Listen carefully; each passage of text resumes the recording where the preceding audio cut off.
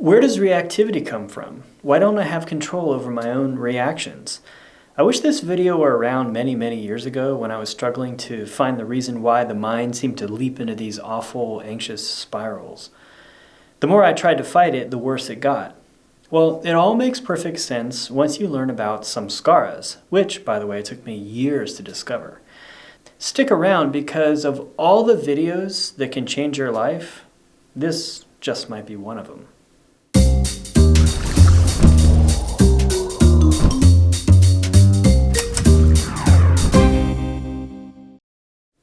Reactivity is a problem, isn't it? I'm talking about a catastrophically disproportionate response to something that might be, in truth, completely benign. Someone asks you a simple question, why did you do it this way? And you fly off the handle and you slip into this angry tirade. The blood simmers as you defend the rationale for your actions, not occurring to you, perhaps until way later, that the innocent inquiry wasn't really any kind of accusation. You catch a glimpse of a bumper sticker promoting a social issue that you strongly disagree with. Suddenly you grip the steering wheel, you start breathing heavily, and your mind goes into this tirade about how ignorant they are. It seems almost like the bumper sticker is pulling the strings of your emotions like a puppet. Do these kinds of situations happen to you? Our reactivity to a simple message or a comment can quite literally take us over, and we have no control over it. We might spin into a depressive spiral, fume with anger, or we get lost in a mental labyrinth of doomsday scenarios. I'm quite certain that you have your own reactivity tendencies, and if you're trying to understand them better, you're in the right place. So, in the past, what have we done to manage it? We try to avoid certain people or places or conversation topics. We search for medicine to take. There must be something wrong with me. Are there pills that I can take that can make all this go away? Or maybe we go to therapy to try to figure out what's wrong with us. It seems as if something's broken and we need to fix it. So you've been trying to fix your reactivity and it most likely hasn't been working. So let's take a deep breath, take a step back, and let's look at the bigger picture. Now, this is a big topic, and there are actually two sources that can cause reactivity, and the two sources, they work together. One is the ego, and the other is samskaras.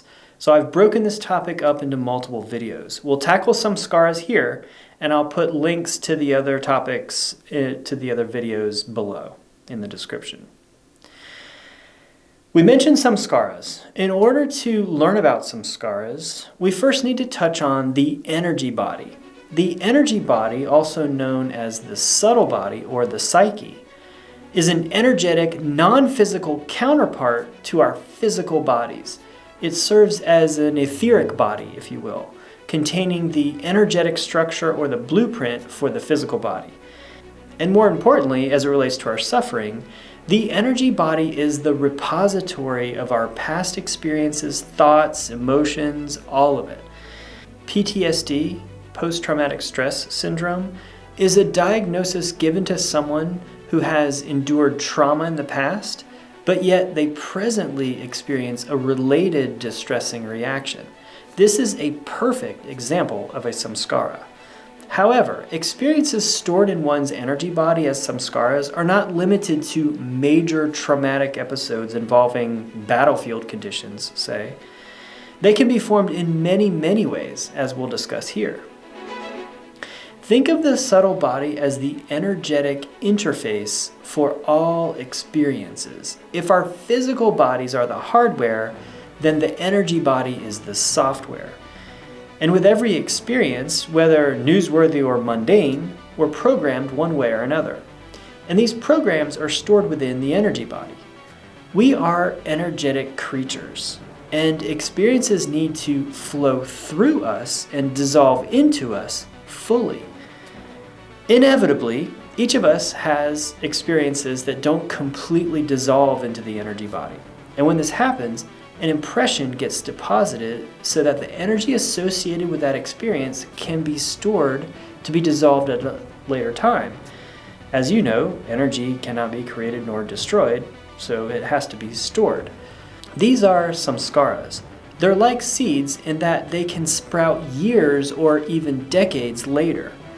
Samskaras get deposited into the energy body in two ways: unprocessed or undigested experiences that are based on avoiding or blocking painful experiences, and ones that are based on grasping or craving towards pleasurable ones. Okay, so there are samskaras of aversion, turning away, and samskaras of attachment, grasping towards. Let's illustrate exactly how this happens. Suppose you ate lunch. It was an ordinary lunch. You had a salad for lunch yesterday. It was likely uneventful, and the entire dining experience flowed through your energy body without any resistance. Therefore, it's not likely that you'll be dwelling on or reliving yesterday's lunch experience over and over, and equally unlikely that you'll identify with that particular event. So, it will therefore have no effect on future reactivity. No samskara was deposited for this particular experience. However, if you, say, after your lunch, witnessed a mugging in the park, the experience may have been overwhelming. It may have brought intense fear to the surface, or perhaps guilt if your ego generated a story that made you feel partially responsible for the event. Perhaps you have a hero-based ego identity. Suppose that ever since the event, you've been dwelling on the experience and harboring the feelings associated with it. The images replay in your mind over and over, and you resist or turn away from the fearful or the guilt-laden feelings. In this case, your energy body isn't able to fully digest the experience. Turning away from painful experiences is a tendency that we all have, particularly for children, because our energy bodies as children are too immature to digest highly charged experiences. It's common to turn away from a single major traumatic or charged event that's considered to be a painful experience, like the park mugging, for example. And it's also possible to turn away from more innocuous, daily recurring experiences. For example, perhaps you were teased or bullied or had an overbearing or judgmental parent. Each instance where emotions such as embarrassment or fear, repulsion, or any other non-pleasurable or so-called negative emotions were blocked or unaccepted may have left a trace that was unprocessed. These daily occurrences can accumulate into a single impression in the subtle body and create the exact same challenge as that of a major undigested event. Whether you've collected pebbles from recurring events over many, many years, or you're carrying a very large boulder from a single traumatic event, or both, the weighty result forms the same type of samskara impression. Let's continue by discussing the subtle body impressions made by grasping or attachment. When experiences are too pleasurable and we don't experience them fully, it creates an impression of craving or attachment.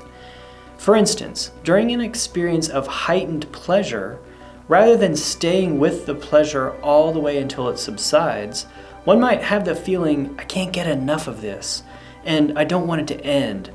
Or, this feels so good, I don't deserve it. Those feelings are actually forms of pushing away an experience where the pleasurable sensation is partially denied and a samskara of attachment is deposited.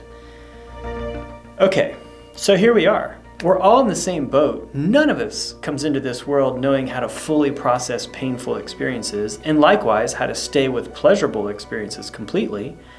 So, therefore, we have all kinds of samskaras of attachment and aversion lodged in the energy body. What does this mean exactly? What is meant by impression?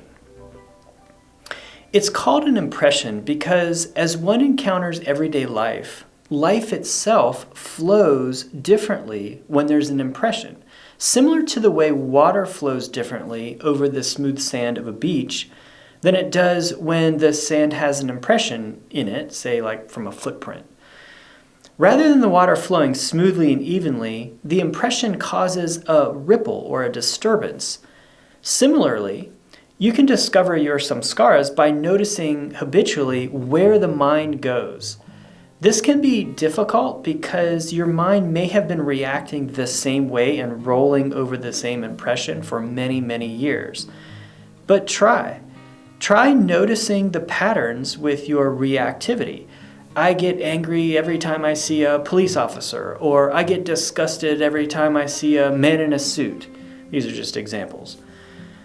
These judgments that you have, they're not useful and they don't accurately depict reality, but instead they're causing you suffering. So take some introspective time to determine how repeated non-acceptance of something in your past creates impressions in the subtle body, which triggers your reactivity. So you see, without the impression, you'd notice the bumper sticker, but wouldn't give it a second thought. Without samskaras, experiences would flow over the energy body smoothly rather than ripple and trigger an emotional reaction. It's possible for life to flow easily and joyfully. Without samskaras, experiences are peaceful, flowing, neutral, and exquisite. Here's the key point. Samskaras can be triggered even by the most superficial resemblance to the initiating event when the impression was first made. This is precisely where your reactivity of irritability or resentment, anger, craving, repulsion, or even guilt comes from. Here's an example. Let's say Ted grew up in a family where work ethic was highly valued. Hard work was rewarded, and there was a repeated aversion to any instance of perceived laziness. This work ethic was woven into Ted's identity so routinely that he would overwork and wouldn't allow himself to fully rest or even slow down. Today, when he sees someone on the street begging for money, for example, he has a visceral reaction. His elevated internal state isn't coming from the person panhandling in the street, it's arising from the samskara in his energy body that was deposited over many, many years of conditioning. Without the impression in his subtle body, Ted might not even notice the situation or have any particular feeling about it. Projecting hatred, shame, or judgment onto others won't heal a samskara. In fact, it may exacerbate it. Can you see how with samskaras we're reacting more to the past than we are to the present? It's common for a person to try to manage their triggers. They might say something like, I can't go there, or I can't be around them, or I can't see them, because it's too triggering for me. What they're actually doing is ascribing their internal state to an external stimulus. And they assert that by avoiding certain external triggers, their internal state will not become agitated. This is quite a regrettable error in perception. Why?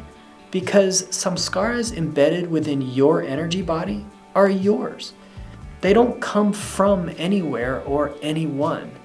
Each person is completely accountable for their own energy and the processing of their past experiences.